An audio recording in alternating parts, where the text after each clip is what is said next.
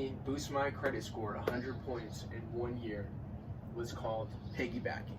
Now, this is something that some people know about, some people don't, but this is extremely, extremely helpful to people who are just starting with credit, who may have hurt their credit, may be struggling with their credit, or even if you have good credit and you don't have a lot of history, this method of piggybacking can really help you in every way. Even if you have great credit, whatever, great history, friends or family that have good credit too, if you're authorized user on their account, it can even help boost your score even more.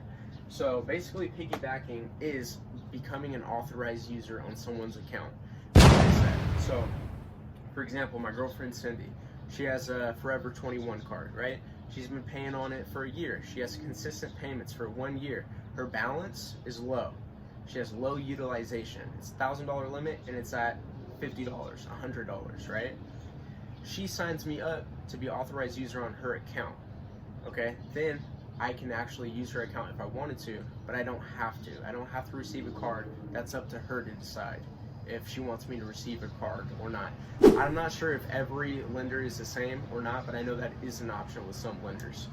So if she puts me on her card, that's gonna boost my credit because her good history is gonna go onto my credit report, okay?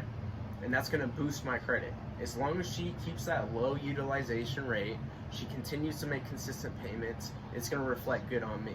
Now, if she turns that into a high utilization rate, that's gonna hurt my score, and I don't want that to happen.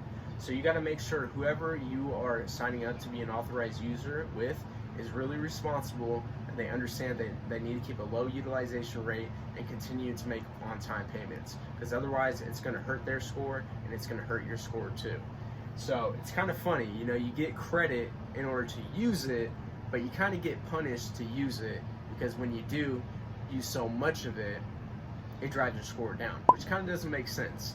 But that's what piggybacking is. Now, there's companies out there that make hundreds of thousands, if not millions of dollars doing this method. It's called trade lines. That's what they call it, getting a trade line. Now, if you don't know anyone, if you don't have any friends or any family that have good credit, first thing I'm gonna say is get some new friends or family. Now I'm playing. But if you seriously don't have any friends or family that have good credit, then I would suggest possibly getting a trade line. The only downside I see to this is that it doesn't last that long. It's on, from what I've heard, it's on your account for a few months and then it disappears. So if you're trying to get something in the short term, like let's say you're trying to get qualified for a mortgage or an auto loan or something like that, it may work for you in certain instances. But if you're trying to do long term, it's probably not going to be the best choice for you long term. And it usually is pretty expensive as well. It's usually anywhere from, $300 on the low end to probably like $3,000 on the high end, depending what you get, what packages, how much history that person has, things like that is all going to be factors to change the, how expensive it is, what the price is on it. But I will definitely say, if you sign up to somebody's credit that has good credit as an authorized user, it's really going to be helpful. And let's say you sign up to somebody to be an authorized user on their account, you having shitty credit is not going to affect them. If you miss a payment, it's not going to affect them. But if they miss a payment or they have high utilization, it's going to affect you. So make sure you're the authorized user on the right person's account. You have to find the right person. There's a couple different benefits. There's the history, there's the limits, and the on-time payments. Those are the three things that really help out your score, because it basically shows up on your credit report like it was yours. Now, if you have all authorized user accounts, then it's going to be a little sketchy. Some lenders may not want to lend to you, but if you have 10 of your own accounts and 10 authorized user accounts, it's going to look pretty damn good.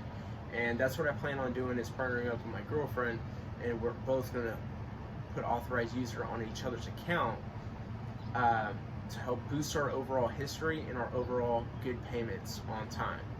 Because think about how much longer it would take you years to get, in some cases years, to get as much credit history as you can get as signing on to somebody's authorized user in just one day. Someone could have 5 years history and you just sign up to it one day, It's going to give you that 5 years history, basically. So definitely do that if you can, and hopefully you're fortunate enough to know somebody that you can sign up as an authorized user on their account. Also, another good point is that you don't get the hard inquiry on your account, right? You know, when you apply for new credit, it's a hard inquiry on your account in most instances. There's not a lot of places that do soft credit pools. So instead of getting that hard inquiry to have to build up history, and it's going to drop your score once you get that hard inquiry, you just sign up as an authorized user, you get that history, and you don't have to sacrifice a hard inquiry and have to deal with trying to get that off your report or trying to wait 2 years until it drops off. You know, it's just a big hassle. That pretty much sums it up. Just to recap, if you have money, pay down your credit cards, get that low utilization rate, pay off your collections if you have it. If you don't have money, goodwill letters, piggybacking with friends or family to get that quick boost on your credit score. If you have money, then do all four of them, right? But if you don't have money, that's still not an excuse. You can still do the goodwill letters, the piggybacking, and still get your credit up in the meantime. And it's gonna take time. This is not an overnight, you know, thing that's gonna happen. It's gonna boost one day. If you're looking for something really quick, like I said, you might want to think about piggybacking right away, you know, or if you don't know anybody, getting those trade lines if you're just looking for something in the short term. So other than that, that's pretty much it. I actually read a statistic that said that 1/3 of Americans have a credit score of about 580 to 680. So that's considered subprime. So there's a lot of people out there, you know, and it's unfortunate. There's a lot of people out there that are in the same situation as you. It's not the end of the world. You can still make things happen. You can still make improvement, and you can still get a good credit score over time as long as you apply effort and you're patient with it, and know that you just got to stay consistent at the end of the day. You just really got to stay consistent with it. Yeah, guys, so that pretty much sums it up for today. I hope you guys learned something. You know, this is stuff that should have been taught in school.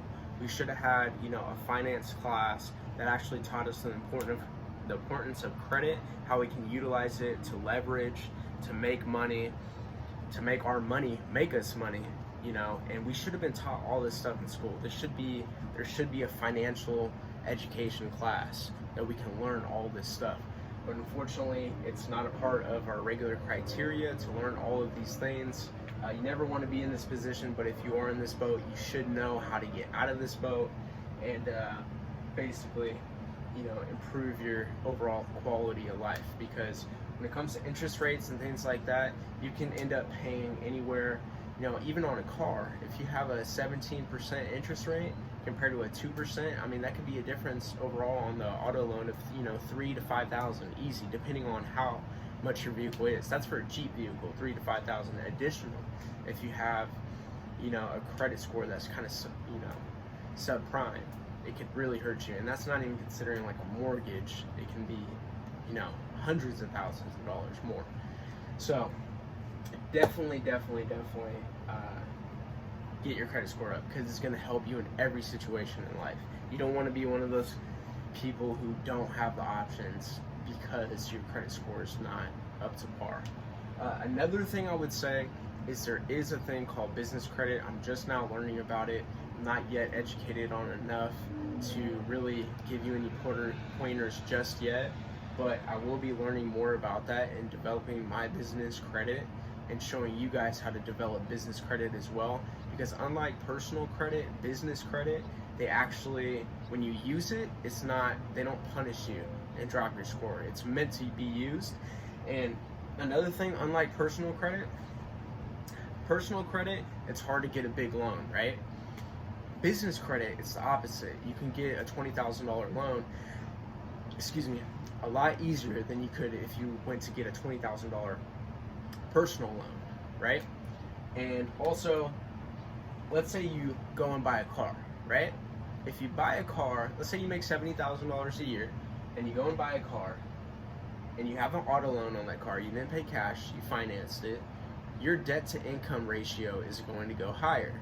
But let's say you have a business. If you have a business and you put that vehicle underneath your business credit and use it like a write-off, then you're gonna have a low debt to income ratio, DTI. You're gonna have that low ratio because it's not on your personal credit and it doesn't affect your personal credit. You may have to personally guarantee it, but it won't affect your personal credit, and your debt to income ratio will be low. So if you do need to finance something that you can't put on your business credit and you have to put it in on your personal, you'll be in a better position to do so and have better interest rates and most likely better chances of approval. So I hope you guys learned something. It's been a while since I made a video. I just wanted to make this one. And also, I just made the biggest investment I ever made before with two of my buddies, two of my best friends. Growing up, we invested $7,000 into, drum roll, furniture. $7,000 into furniture. It's crazy.